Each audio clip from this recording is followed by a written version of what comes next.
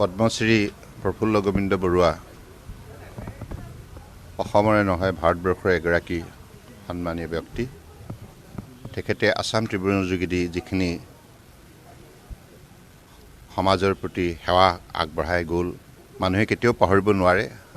মই বিশেষকৈ তেখেতক বহুতবাৰ পাইছোঁ ব্যক্তিগতভাৱে, আৰু তেখেতে যি কাকত গোষ্ঠীক প্ৰতিনিধিত্ব কৰিছিল, এই কাকত গোষ্ঠীয়ে সততাৰ নিষ্ঠাৰে জন্মলগ্নৰ পৰা যিখিনি নিষ্ঠাৰে দেশ সেৱা কৰিছে, যাৰ ফলত তেখেতসকলৰ গ্ৰহণযোগ্যতা বিশ্বাসযোগ্যতা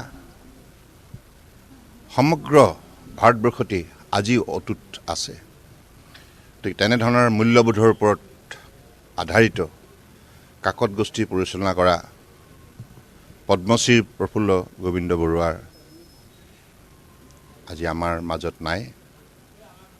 তথাপিও তেখেতৰ আদৰ্শ সদায় আমাৰ মাজত অমৰ হৈ থাকিব, চিৰস্মৰণীয় হৈ থাকিব। মই তেখেতৰ বিদেহী আত্মাৰ সদ্গতিৰ বাবে ঈশ্বৰৰ ওচৰত প্ৰাৰ্থনা জনাইছোঁ আৰু তেখেতৰ প্ৰতি গভীৰ শ্ৰদ্ধাঞ্জলি জ্ঞাপন কৰিছোঁ আৰু পৰিয়ালবৰ্গলৈ গভীৰ সমবেদনা জ্ঞাপন কৰিছোঁ।